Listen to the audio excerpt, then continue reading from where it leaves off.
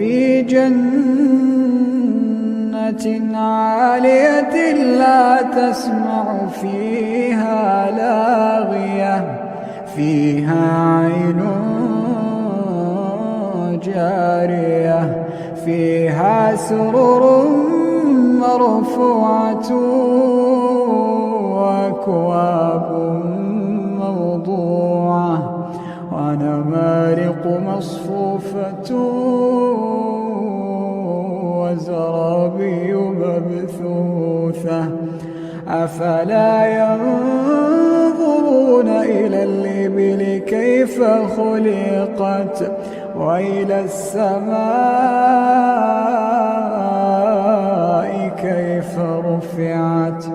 وإلى الجبال كيف نصبت وإلى الأرض كيف سطحت فذكر إن